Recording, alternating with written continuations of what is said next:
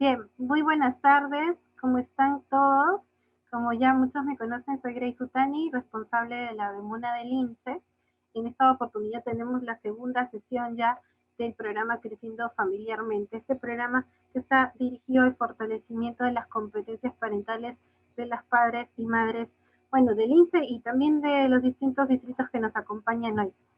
Bien, en esta oportunidad tenemos un tema muy importante que tiene que siempre nos consultan, es un tema que tocamos en las demunas y que en esta oportunidad vamos a trabajar de la mano con la defensa pública de Lima Centro.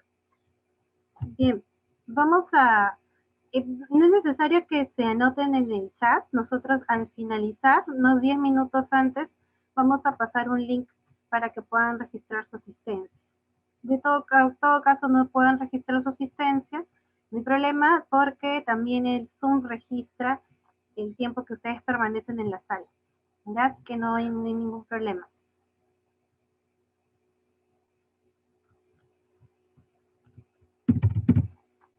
Tabata, por favor, hay varias personas que me indican que están esperando para poder ingresar. Es, Permítanles, por favor.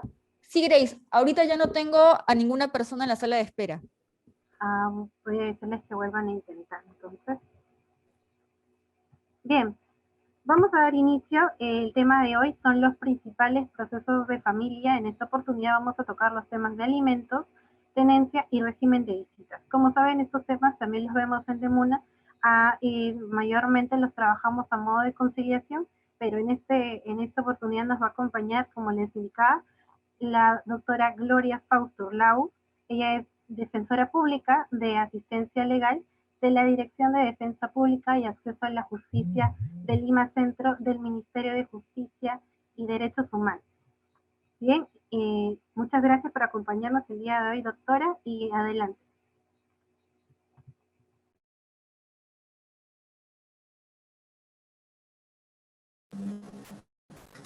Muy buenas tardes con todas y con todos. En primer lugar, agradeciendo la invitación y trasladándoles el saludo cordial de la directora distrital de Defensa Pública y Acceso a la Justicia de Lima Centro, la doctora Aurora Montenegro Pierri. Es un honor para mí estar esta tarde compartiendo con ustedes un poco este tema tan importante para todos, que son los procesos de familia desde la óptica o desde la visión del interés superior del niño, niña y adolescente, ¿no? Este tema es un tema para nosotros de repente cotidiano, tanto para ustedes desde la posición de la DEMUNA como para nosotros desde la defensa pública. Entonces, dicho esto, vamos a empezar. Siguiente, por favor. Vamos a hablar primero brevemente para introducirnos al tema sobre el interés superior del niño, niña y adolescente. Debo empezar diciéndoles que antes de la existencia o antes de que nos suscribiéramos como país a la Convención de los Derechos del Niño, Niña y Adolescente, este concepto ha evolucionado a lo largo de la historia, a lo largo del tiempo. Solamente para hacer una breve referencia, que en los inicios de las civilizaciones, en las primeras épocas de la historia, los niños eran una población invisible para la sociedad y para la ley.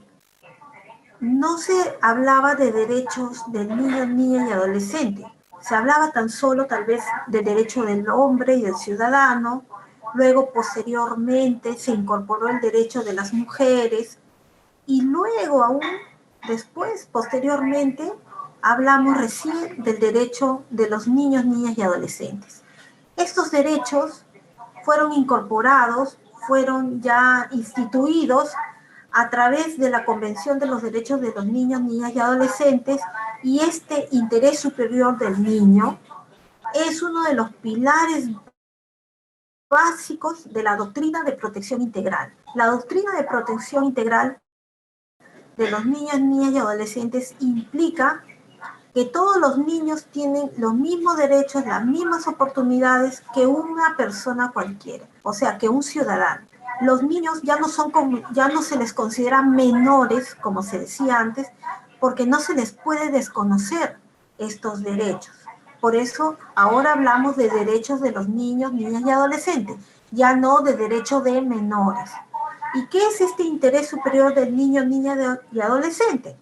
Es un conjunto de acciones y procesos que tienden a garantizar un desarrollo integral y una vida digna, y también las condiciones materiales, afectivas,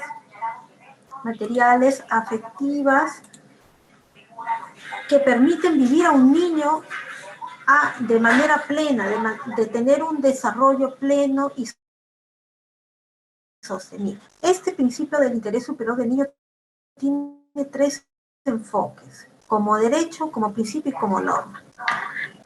Como norma, porque está recogido dentro del Código de los Niños, Niñas y Adolescentes y dentro de las diversas legislaciones que establecen cuáles son los derechos de los niños, niñas y adolescentes.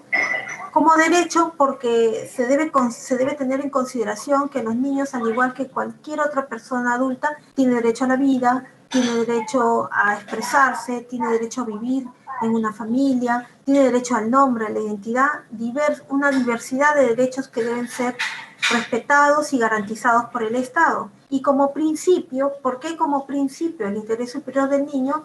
Porque, digamos, es una regla que debe de aplicarse a cualquier decisión que tomen las autoridades, sean judiciales o administrativas, en beneficio de los niños, niñas y adolescentes.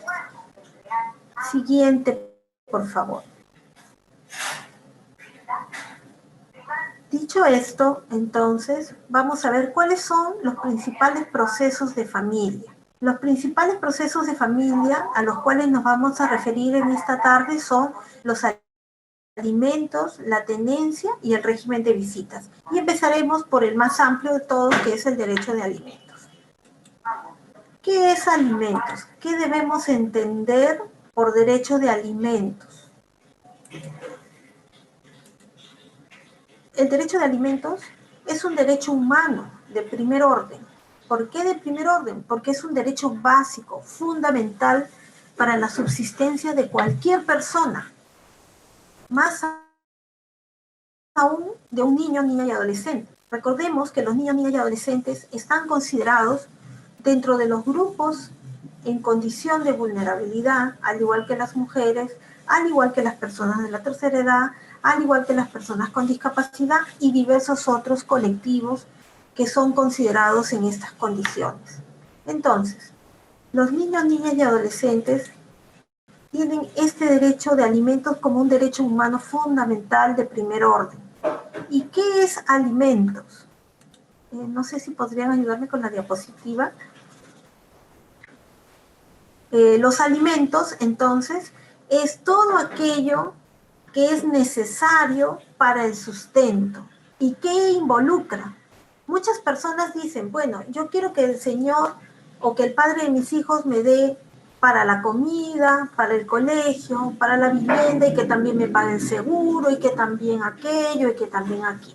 Bueno, hay que tener en claro que legalmente el concepto de alimentos engloba diversos temas: comida, vestido, educación, salud, recreación, vivienda y tratamiento médico, de ser el caso.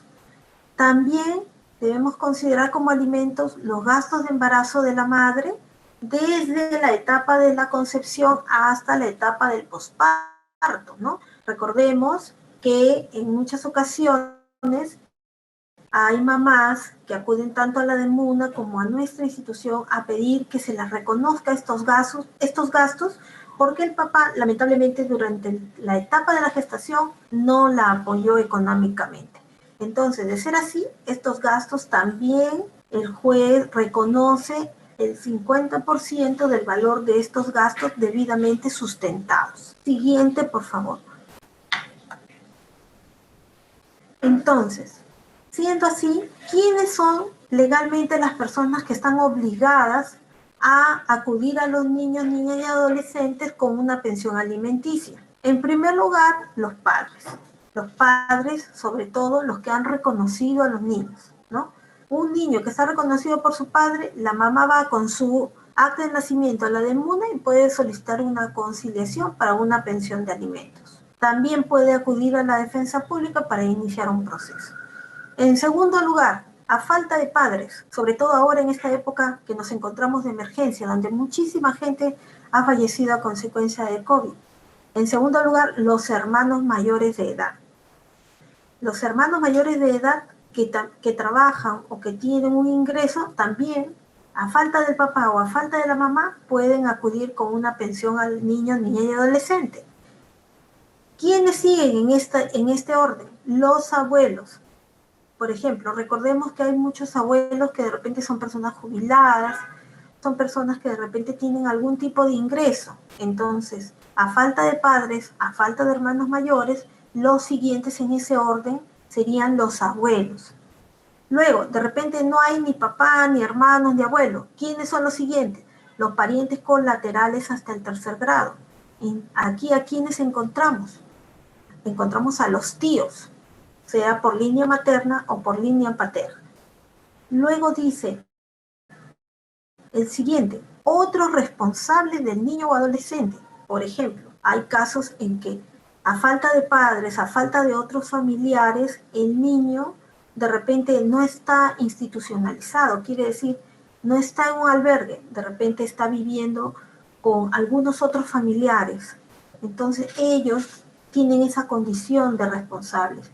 Ellos también están en la obligación de acudirlo con alimentos y en el último caso, el cónyuge, ¿no? Para los alimentos de las esposas o esposos. Siguiente, por favor.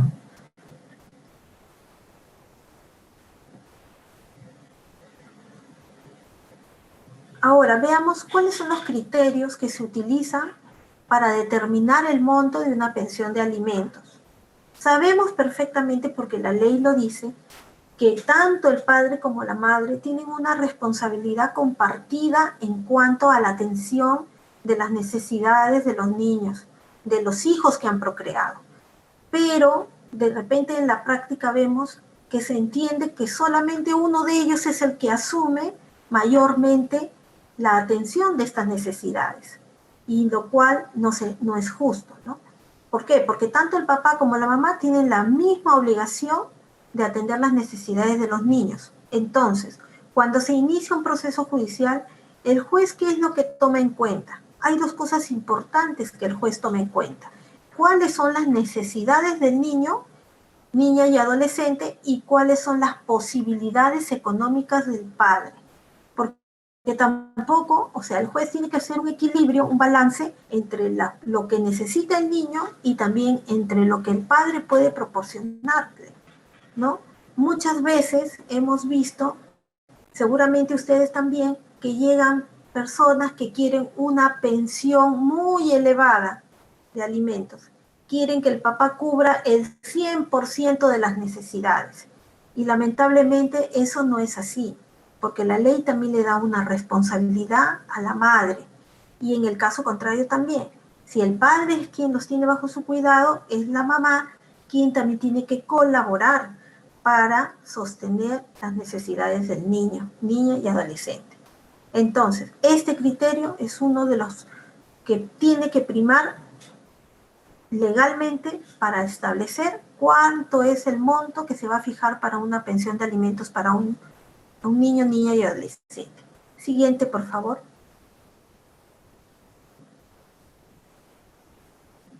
Hablemos brevemente también sobre un punto muy importante. ¿Cómo se entiende el derecho alimentario para los hijos no reconocidos? No quiere decir que porque un niño no está reconocido por su papá no tenga derecho. Claro que sí tiene derecho. Tiene derecho al nombre y tiene derecho a la alimentación, y también en caso que el padre fallezca, tiene un derecho hereditario que debe reconocerse. Entonces, ¿qué acción judicial o qué acción legal es la que hay que iniciar para esto? El llamado proceso especial de filiación extramatrimonial y alimentos. Como les decía, en este proceso judicial o en esta acción judicial son dos temas importantes los que se van a establecer. el derecho a la identidad mediante el reconocimiento de la paternidad y el derecho alimentario, porque el juez en una sola acción establece que el niño es hijo de tal persona y que a su vez esta persona tiene la obligación de atenderlo con una pensión de alimentos. Asimismo, otro punto que considero importante, porque también seguramente a la DEMUNA habrán acudido los hijos mayores de edad, buscando de repente que se pueda conciliar una pensión de alimentos o que se pueda solicitar en todo caso una pensión de alimentos. Muchas veces hay la creencia que cuando los hijos cumplen mayoría de edad, ha cesado el derecho alimentario. Sin embargo, esto no es así. Pero hay una condición, que este hijo mayor de edad esté siguiendo estudios superiores de manera satisfactoria. ¿A qué se entiende con estudios superiores satisfactorios? Se entiende estudios superiores aprobatorios. Asimismo, ¿qué pasa con los hijos mayores de edad que tienen discapacidad? Tampoco pierden su derecho, no porque han cumplido 18 años, ya no tienen derecho a recibir una pensión. La ley dice que sí, y esta obligación del padre de atenderlos con una pensión es de manera permanente, no hay límites. Siguiente, por favor.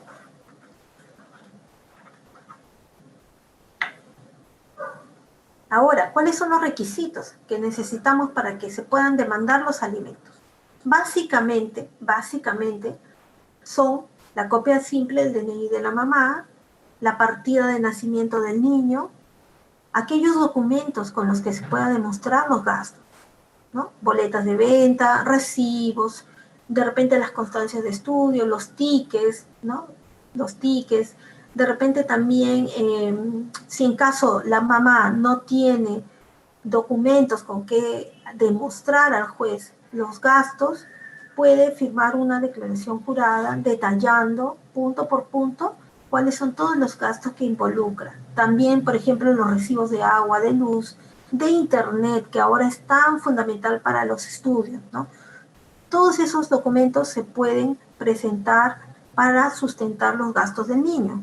Y también los informes médicos, de ser el caso que de repente estemos frente a un niño, niña y adolescente que se encuentre en una situación de salud especial o en situación de discapacidad. Entonces, básicamente, estos son los requisitos para iniciar o solicitar una pensión de alimentos, ya sea en la DEMUNA o con mayor requerimiento en el Poder Judicial. Siguiente, por favor. Ahora, ¿cómo se desarrolla este proceso? Esa es una inquietud muy grande de las personas, pero ¿cómo es el juicio? ¿Cómo se lleva a cabo? ¿Cuánto demora? Si bien es cierto, los plazos que establece el Código Procesal Civil son aparentemente muy cortos, en la práctica, lamentablemente, más aún con esta situación que estamos atravesando, se han vuelto largos. Pero sin embargo, el proceso es muy simple, como ustedes lo pueden apreciar en esta diapositiva, ¿no? Se inicia con la presentación de la demanda ante el juzgado de paz letrado del lugar del domicilio donde vive, puede ser la mamá o donde vive el papá. Luego que se presenta esta demanda con los requisitos que hemos visto en la diapositiva anterior, el juez evalúa y si están presentes todos esos requisitos, emite una primera resolución que se llama autoadmisorio y le traslada al padre esta demanda por un plazo de 5 días para que dé una respuesta. Esto se llama contestación de la demanda. El padre tiene que dar una respuesta y luego de eso, ya sea que conteste o no conteste, es decir, ya sea que responda o no responda, luego se señala la fecha de la audiencia, donde generalmente, más aún en este tiempo, los jueces en las audiencias están dictando sentencia. Hay que ser presente también que actualmente las audiencias judiciales de alimentos son de manera virtual a través de las plataformas, ¿no? Dado que no estamos todavía dentro de este esquema de emergencia y distanciamiento social. En las audiencias, como les decía, el juez establece una sentencia, dicta sentencia y pregunta a las partes si están conformes o no con el fallo. Siguiente diapositiva, por favor. Y entonces viene la parte ya de la ejecución. Es una parte que interesa mucho a las personas porque dicen, bueno, ¿y ahora cómo voy a hacer para que me pague? Se presenta una propuesta de liquidación, ¿no? Es como decir, sacamos la cuenta desde el momento en que el señor recibe la demanda hasta el momento en que se solicita la liquidación. O sea, se contabiliza los meses que no ha pagado la pensión de acuerdo al monto que ha fijado el juez y se le pone a conocimiento.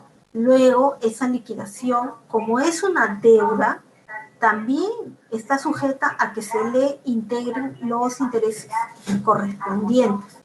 Hay que saber que los intereses legales para los juicios de alimentos los fija también el Banco Central de Reserva, porque es una deuda, y luego, si el señor, a pesar que es requerido para que pague esta liquidación, no lo hace, entonces se envían copias certificadas a la Fiscalía Penal para que se inicie el proceso de omisión a la asistencia familiar. Omisión a la asistencia familiar, ¿por qué? Porque no pagó oportunamente las pensiones de alimentos y ese no pago obviamente ha causado un perjuicio para el niño, un perjuicio económico. Eso es un delito, como les digo, se llama omisión a la asistencia familiar. Siguiente diapositiva, por favor.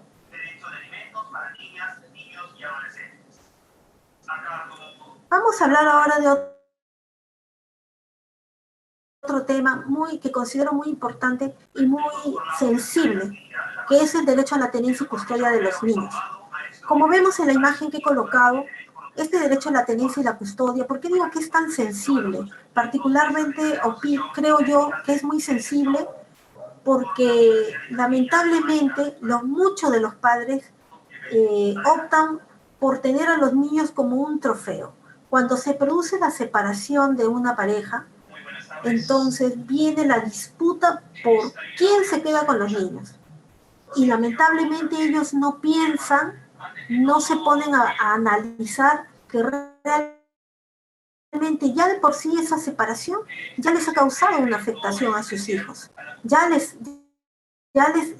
los niños ya están tristes, ya están preocupados, están incluso deprimidos muchas veces, pero sin embargo ellos están peleando, ¿no? Y entonces, ¿qué es este derecho a la tenencia y custodia? Es simplemente el derecho que tiene uno de los dos, salvo que se pongan de acuerdo, pero generalmente es el derecho que tiene uno de los dos a tener bajo su cuidado y protección a los niños, ¿no? ¿Para qué? Tenerlos consigo para cuidarlos, para protegerlos. Ahora, hay una figura también, quería comentarles, que se llama la tenencia compartida, ¿no? Donde los padres se pueden poner de acuerdo para establecer, por ejemplo, se pueden poner de acuerdo, mira, los 6 primeros meses yo ejerzo la tenencia y tú el régimen de visita. Yo tengo a los niños y luego los otros 6 meses los llevas tú, o viceversa. O de repente pueden decir, bueno, un año contigo, otro año conmigo. O una semana contigo, otra semana conmigo. ¿Por qué? Porque ambos tienen la tenencia compartida. Particularmente no soy muy partidaria de esta figura debido a que en la práctica diaria hemos visto que a veces los padres no cumplen luego con entregar a los niños. O sea, si yo lo tuve y luego tengo que entregárselo al otro, luego yo digo no, ya no se los quiero entregar y me quedo. Y entonces genero todo un conflicto. Pero hay casos en los que sí funciona porque hay personas que verdaderamente piensan en el bienestar de sus hijos y entonces no ponen este tipo de barreras u obstáculos, ¿no? Siguiente, por favor. ¿Cuáles son los criterios que utilizan los jueces para otorgar la tenencia? Como les decía, este es un tema muy sensible porque acá los padres se olvidan muchas veces que quienes están en medio son los hijos, que quienes se ven afectados son los hijos, como les decía hace un momento. Entonces los jueces de familia, ¿qué criterios, o sea, qué referentes toman para ellos decidir a quién le dan la tenencia de los hijos? Uno de los primeros criterios que utilizan es el siguiente, que el menor de 3 años permanece con la madre. Ese es un primer criterio que se utiliza porque los niños a esa edad todavía son niños que dependen de la mamá, son niños que todavía no son totalmente independientes. De repente tienen un cierto nivel, pero siempre todavía, hasta psicológicamente todavía tienen una gran dependencia con la figura materna. Entonces, a un niño menor de 3 años, separarlo abruptamente de la mamá puede ocasionarle algún tipo de daño psicológico. Claro, salvo honrosas excepciones, ¿no? Hay casos muy aislados en los que, bueno, a veces este parámetro de que se le entregue a la mamá no siempre es el más adecuado. Otro criterio que se utiliza, que el niño debe permanecer con el progenitor, es decir, con el padre o la madre con quien vivió la mayor parte del tiempo de vida, siempre que sea favorable. Esto, por ejemplo, ¿qué implica? Implica que de repente se aplica a los casos en los que, por ejemplo, los padres ya se han separado, la mamá es quien se quedó con los hijos, pero nunca establecieron un documento, un acuerdo, o no hay una resolución judicial que le haya otorgado la tenencia de derecho a la madre. La madre solamente tiene una tenencia de hecho. ¿Por qué digo de hecho? Porque no ha habido ningún pronunciamiento ni ninguna conciliación que diga que ella los va a tener. Entonces, viene el otro papá y dice, no, ¿sabes qué? Ahora yo me lo quiero llevar. Y se inicia la disputa judicial. Entonces, el juez, ¿qué tiene que analizar? Tiene que analizar con quién de los dos vivió mayor tiempo, si con la mamá o con el papá. Porque esa situación también influye mucho en el bienestar del menor. Y como dice aquí, siempre que le sea favorable, porque tampoco el juez no le va a otorgar la tenencia a una mamá o a un papá que los ha maltratado, ¿no? Que ha vivido con ellos toda la vida, pero que toda la vida los ha maltratado. O sea, son circunstancias que el juez tiene que analizar de manera muy puntual porque cada caso es diferente. Cada caso es un problema humano distinto. Otro criterio es que para aquel padre que no obtenga la tenencia del niño, niña o adolescente, se le va a señalar un régimen de visitas, que es un tema conexo a este, ¿no? Y que vamos a pasar a ver a continuación. Por favor, siguiente diapositiva. Y acá viene este derecho al régimen de visita. El derecho al régimen de visita es el derecho que permite y que fortalece el vínculo paterno-filial. Si bien es cierto, los padres ya se han separado, los padres han puesto fin a su relación de pareja, pero jamás dejarán de ser padres, jamás dejarán de tener en común a ese niño, niña y adolescente. Y si bien ahora ese niño vive con uno de ellos, tampoco se puede resquebrajar la relación con el otro. No se puede, o sea, no se debe ni se puede permitir que el niño o niña o adolescente, como dice, se olvide del papá o de la mamá con la que no vive. No. Es por eso que el Tribunal Constitucional, estimados amigos, ha establecido que el régimen de visita no solamente es un derecho de los padres, no solamente es un deber de los padres, derecho-deber de los padres, sino que principalmente es un derecho de los niños. Los niños tienen derecho a ser visitados, tienen derecho no solamente, es más, no solamente tienen derecho a ser visitados por sus padres, sino también por sus abuelitos, por los tíos. Muchas veces cuando se produce la separación de los padres piensan que se rompió todo vínculo y que nos tenemos que olvidar de que hay familia paterna y familia materna. No, eso no es así. Los niños también, por el hecho de que tienen derecho de vivir en un ambiente de tranquilidad, en un ambiente que les proporcione felicidad, para un buen y óptimo desarrollo psicosocial, es que necesitan relacionarse con sus demás familiares, con el entorno familiar, con los abuelitos, con los tíos, con los primos. ¿Por qué no? la mamá o el papá puede decir, no, tú no los vas a ver. La ley le dice, no señor o no señora, el niño tiene derecho a relacionarse con su familia. Y como les decía hace un momento, ya no solamente lo dice el Código de los Niños, sino también la Convención y también el Tribunal Constitucional ha recogido estas disposiciones de la Convención para determinar este derecho de ver del régimen de visitas. Siguiente, creo que ya culminé. Y antes de terminar, solo para concluir, quiero decirles de que el principio del interés superior del niño es una obligación para los jueces, como les decía al inicio, ¿no? Es como principio, los jueces, todos los operadores de justicia, llámese jueces, fiscales, autoridades administrativas, el propio Estado, tiene que, al momento de dictar alguna resolución o alguna norma que vaya dirigido hacia los niños, niñas y adolescentes, tiene que tener en cuenta lo que les favorece a los niños, por este principio del interés superior del niño. Es decir, si hay normas que se contraponen, se tiene que preferir aquella norma que beneficie al menor. Eso se llama la aplicación del interés superior del niño, del principio del interés superior del niño, que debe regir en todas las instituciones jurídicas, judiciales, administrativas, estatales, para que estos niños puedan realmente obtener un reconocimiento y ejercicio pleno de sus derechos.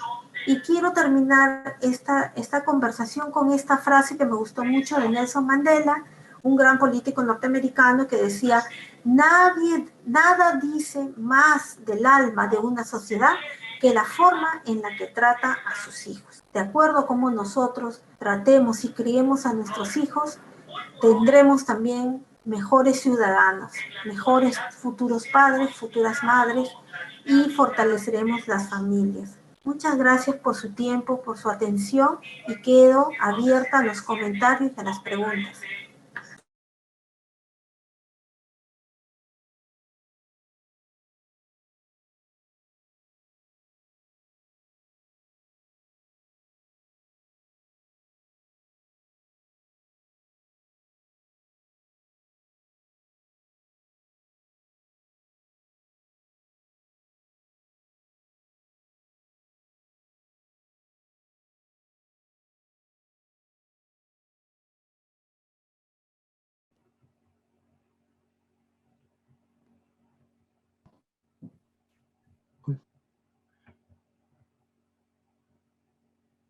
¿Qué tal? ¿Se me escucha? Hola. Sí. Hola. Disculpe, ¿se me escucha? Sí, hola. Sí, muchas gracias. Muchas gracias, Gloria. ¿Disculpas bien? No. A veces corta la línea, la señal a veces no falla. Pero tenemos algunas preguntas aquí en el chat. Te voy a transmitir las preguntas. A ver, por ejemplo, tenemos una de la señorita Minuska Rojas. La deuda empieza a correr desde que se registra. Desde que se registra la demanda de alimentos, o corre todo el tiempo que no ha depositado. Gloria. Sí, muy interesante esta pregunta, es muy cotidiana, de hecho. Como les decía, la pensión de alimentos de manera legal empieza o tiene vigencia desde el día siguiente en que el demandado es notificado con la demanda. Si de repente, por ejemplo, muchas personas dicen, mi hijo tiene 15 años, recién a esa edad van a hacer la demanda, y preguntan, ¿y qué pasa con los otros 14 años anteriores? Lamentablemente, como les digo, desde la pensión corre desde el día siguiente en que el papá le llega la demanda a su domicilio, desde que es notificado. Si los años anteriores no les dio nada, lamentablemente ya no se puede solicitar el pago de esa pensión. Así lo dice la norma, ¿no? Así lo dice la ley. Es por eso muy importante que las mamás apenas tengan este problema de incumplimiento, de la manera más inmediata busquen un mecanismo legal para solicitar que este derecho de alimentos sea cumplido, o sea, para que no, después no queden en el aire todo este tiempo en que los padres no cumplen con.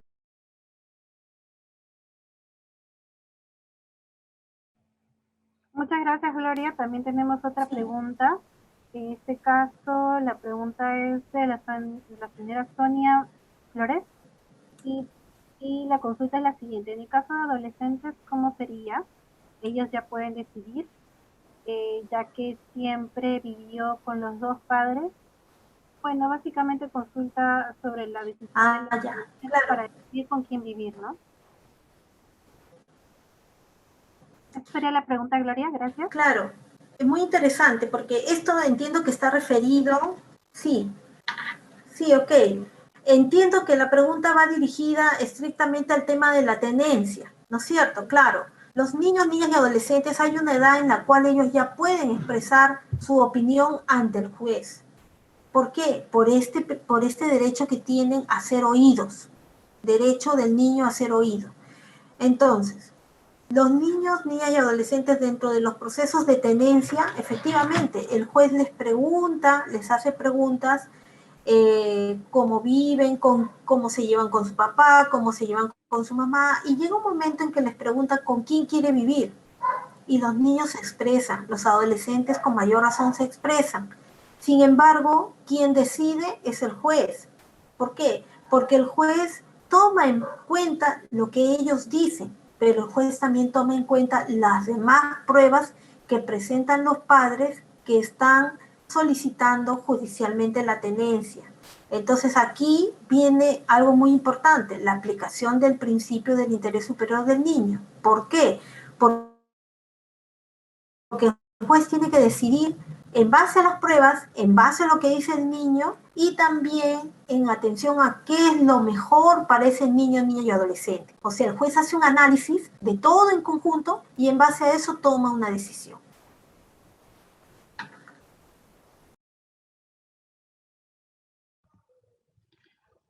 Muy bien, gracias. También tenemos otra pregunta de la señorita Nadieli Dávila, que dice, ¿cómo sería si ella tiene una demanda de alimentos desde el 2019?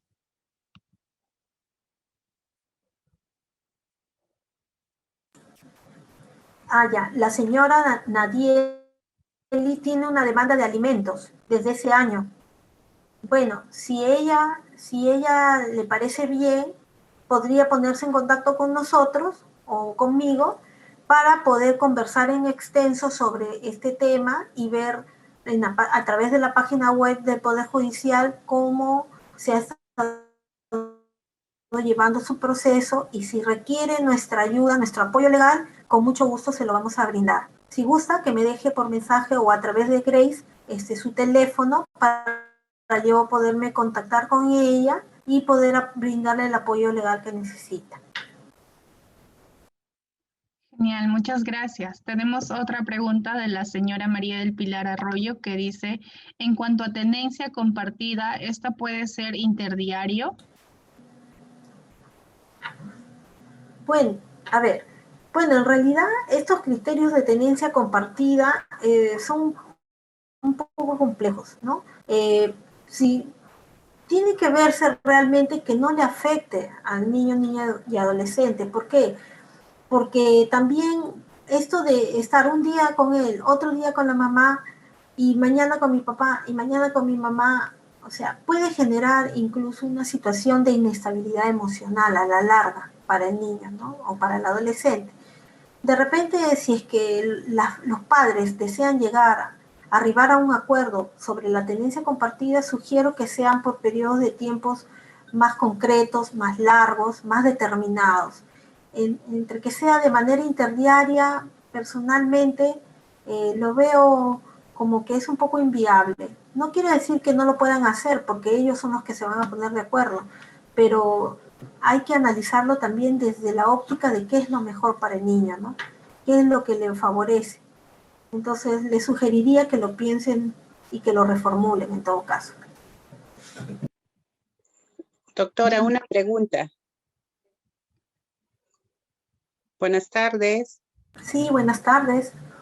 Sí, una pregunta. Sí. Justo ayer conversando con una señora que es una profesora, ¿no? Recién egresada, y ella pues aún todavía no saca ni su título, nada, Sí. no tiene trabajo, y justo viendo su situación, que estaba muy enferma y acaba de perder a su mamá.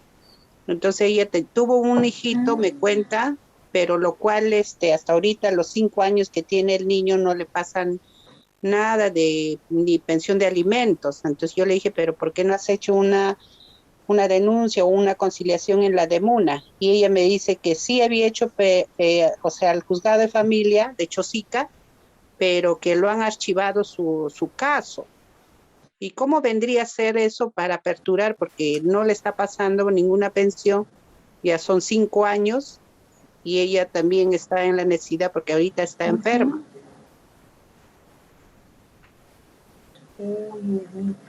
Bueno, miren, les doy una idea básica. Si ustedes tienen ese tipo de casos, ¿no? Por ejemplo, como el de la señora Nadieli, creo,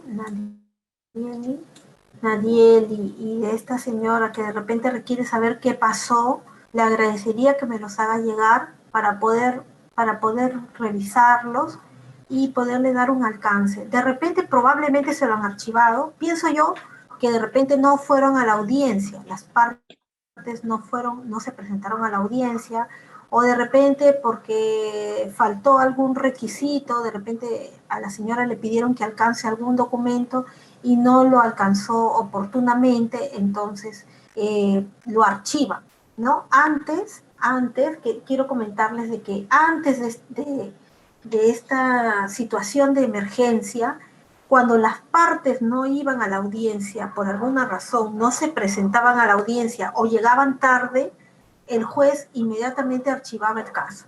Ahora ya no, ahora ya hay una directiva del propio Poder Judicial que establece que si, como las audiencias son virtuales, son a través de estas plataformas, si las partes no se conectan o sea, no se presentan en la plataforma, el juez puede llevar a cabo la audiencia él solito y dicta la sentencia. ¿Por qué? Justamente en aplicación de este principio del interés superior del niño.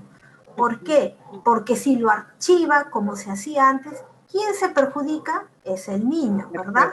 Entonces, justamente para favorecer estos derechos, este derecho alimentario del niño, es que los jueces aplican esta directiva del propio Poder Judicial, ¿no? Que si no se presentan las partes, no se conectan a la audiencia en el día y la hora que ha sido citada, entonces él realiza solo la audiencia y dicta la sentencia. Ahora, en el caso de la señora, probablemente podría presumir que de repente no llegaron a presentarse en el día de la audiencia y por eso el juez archivó el caso. Podría ser.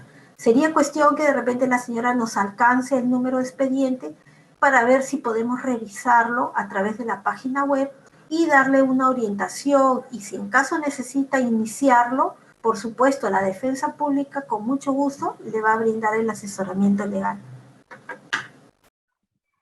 Gracias. Muchas gracias, Gloria. Vemos que tenemos algunas dudas. Sí, un momentito, por favor, para comentarles de que ya está el link para que puedan registrar su asistencia. Por favor, coloquen sus datos conforme está en su DNI. ¿Sí? Por favor.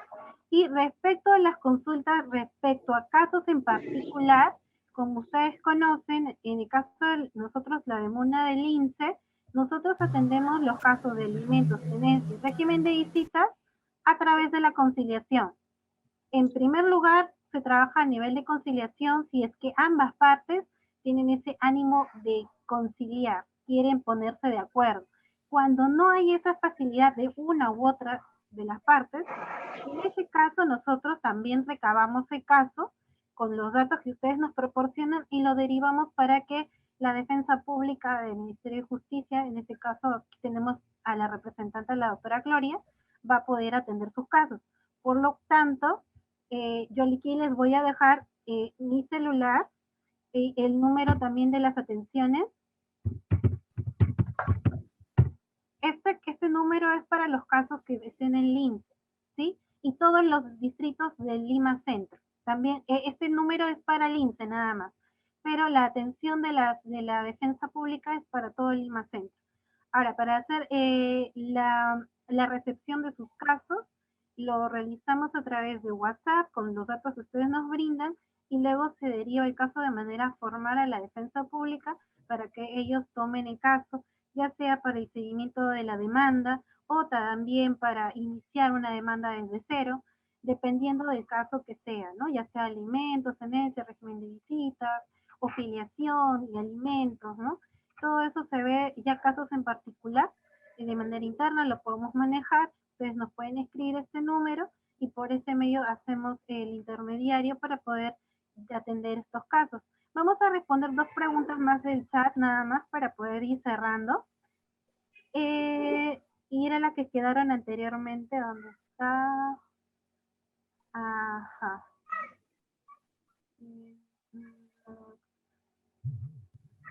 Ok, esa es la última pregunta porque ya después no le entiendo la siguiente. A ver, doctora Gloria, consultan, ¿qué pasa si una persona no trabaja, Sí. puede dar pensión a su niño? Por supuesto, por supuesto. A ver, hagamos una precisión a este respecto.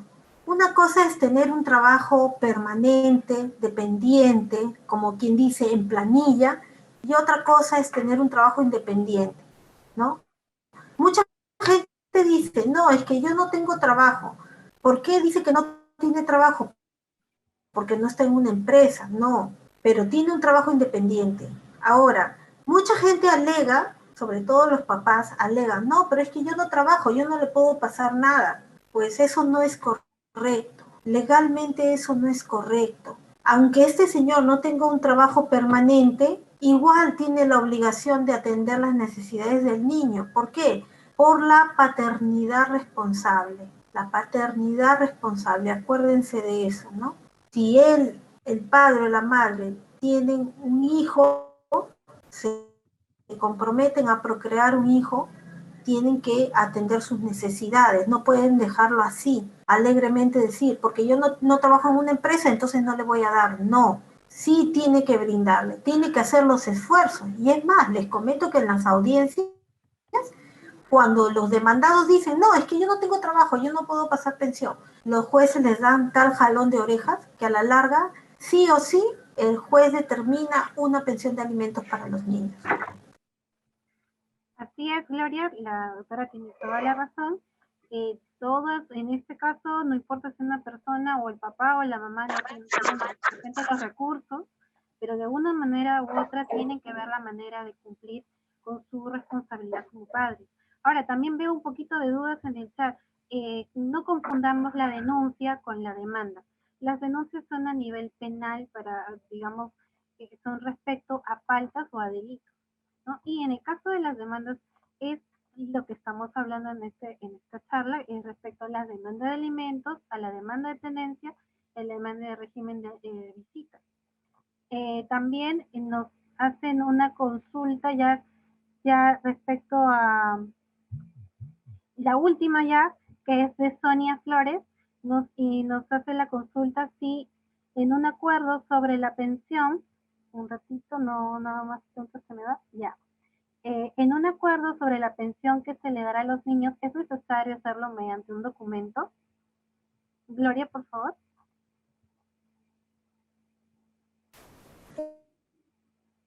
En realidad no debería ser necesario que haya un documento, pero por la seguridad jurídica para los niños sí. Yo recomiendo que sí. Y de verdad, como bien lo ha dicho Grace, el mecanismo de la conciliación es una gran alternativa para que se puedan formalizar estos acuerdos en beneficio de los niños, ¿no? Si hay esa voluntad de querer llegar a una solución rápida, amigable, directa entre las partes, lo mejor es acudir a la conciliación. Nosotros mismos muchas veces lo recomendamos porque sabemos perfectamente que los procesos judiciales a veces son muy largos o puede ser un poco tedioso para las partes. Pero si hay esa voluntad de querer ponerse de acuerdo y decir, mira, yo me comprometo a darte tanta cantidad y la otra parte está de acuerdo, lo mejor es ir a la conciliación. Y, por supuesto, tener su acta de conciliación. Así es, Gloria, ya con esta pregunta cerramos. Como les indicaba, si tienen algún caso en el INSE, que sea del INSE, estamos dejando un link donde ustedes pueden ingresar, nos pueden comunicar de que estuvieran en esta sesión y que desean ingresar un caso, ya sea por demanda de alimentos, demanda de tenencia o régimen de visitas. Para los que son del INSE, y en los casos de que sean de otro distrito o de otra provincia que nos acompañen, les podemos brindar algún apoyo e información en otro link que les voy a también compartir, ¿no? Este es otro grupo, este es un grupo alterno que tenemos también de apoyo social, es este link, ¿bien? Ahí también pueden de repente de otros distritos, de repente les puedo compartir en los teléfonos de los encargados de otras defensas públicas, ya sea de Lima Sur, Norte, Oeste, ¿no? Pero en este caso, los que son del INSE pueden ingresar al link que les dejé anteriormente. Bien, para lo que es la derivación de los casos. Ahora, esta charla es importante para que ustedes conozcan cuáles son los procesos judiciales que se pueden llevar en estos temas de familia. No obstante, siempre recuerden que lo ideal es ir primero por la conciliación. Siempre va a ser lo que más vamos a recomendar y claro, obviamente depende de que exista esa voluntad, porque quizás en la mayoría de casos en que una pareja se ha separado, en algunos casos ha sido por algún tipo de infidelidad o problemas de violencia, entonces quizás ahí es un poco difícil conciliar, de repente. Pero si no ha sido por esos motivos y pueden ustedes ver la manera de poner por encima de sus dificultades personales con su expareja, el bienestar de sus hijos, concilien.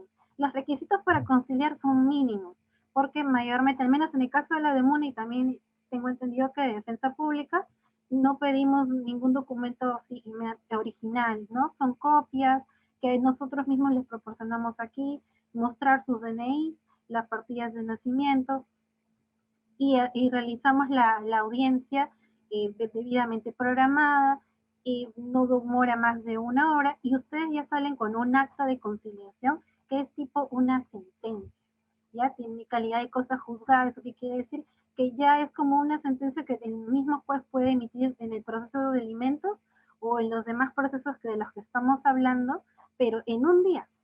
En cambio, en el Poder Judicial, desafortunadamente, nos vamos a enfrentar a meses y en lo peor de los casos, años entre lo que puedan resolver nuestros casos.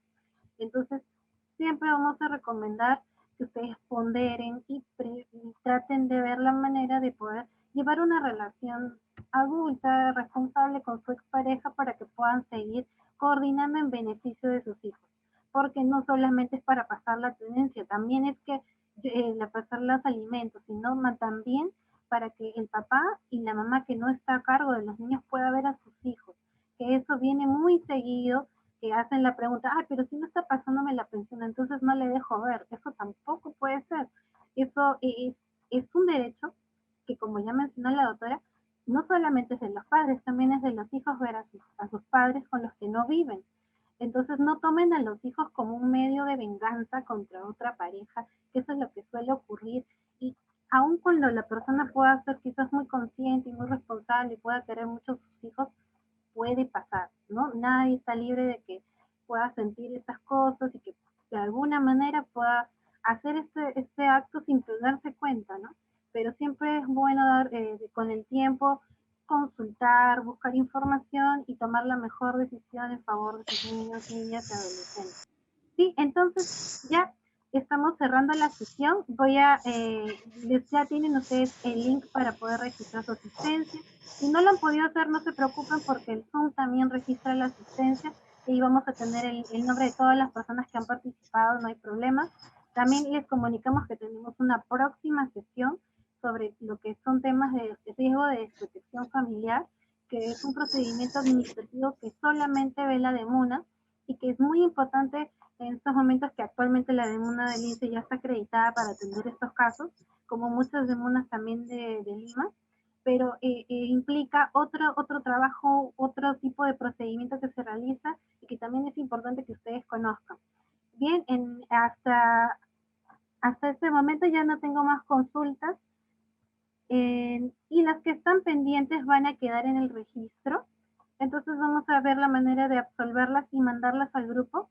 El primero que hemos compartido en el link del INSE, que es el grupo de Creciendo Familiarmente, y en el segundo link, que es el grupo de Ola de Ternura, y ahí también vamos a mandar el PPT y las respuestas de las preguntas que han quedado pendientes. Bien, sin más, voy a agradecer con mucho cariño a Gloria por apoyarnos y acompañarnos el día de hoy en representación de la Dirección de Defensa Pública de Lima Centro. Gloria, unas palabritas ya para cerrar. Muchísimas gracias a cada uno de ustedes por su presencia, por sus preguntas. Gracias, Grace, por la invitación. De verdad, es una oportunidad muy importante para poder compartir y conversar sobre estos temas. Y cuando gusten, estamos juntamente con mis compañeros de Defensa Pública a disposición de los ciudadanos. Gracias, buenas tardes. Muchas gracias, Gloria. Bien, con esto cerramos la sesión. Ya les compartí por último el registro para que lo tengan. De todas maneras, por favor, no olviden que igual va a estar registrado en el Zoom si tienen alguna dificultad para ingresar. Bien, nos vemos entonces en la próxima sesión. Sería bueno que por favor prendan sus camaritas para la foto final. Por favor, sus cámaras, por favor, para la foto final. Muchas gracias, muchas gracias. Ahí está Sonia, ¿cómo estás? Muchas gracias. Este señor Feliciano, muchas gracias por quedarse hasta el final. Excelente, chicas, chicos, ¿cómo están? Muchas gracias por todo, excelente ponencia. Muchas gracias, Alicia. Gracias. Bien, voy a tomar las fotos de las dos vistas. A ver, sonríen. 1, 2. 1.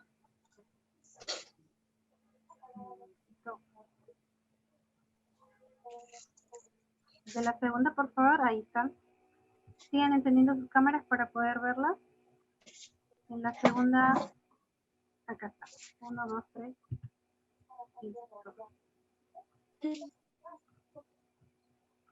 Listo, muchas gracias. Por favor, ingresen a los grupos para que puedan informarse de la próxima sesión. Para Gracias, doctora Grace. Muchas gracias. Les voy a reenviar por última vez también los links para que puedan ingresar y tener gracias, hasta luego. información. Aquí está. Muchas gracias a todos por participar. Gracias, doctora. Gracias. Gracias. Alfredo. Gracias, Grace. Muchas gracias. Muchas gracias a ustedes por asistir. Muchas gracias, doctora.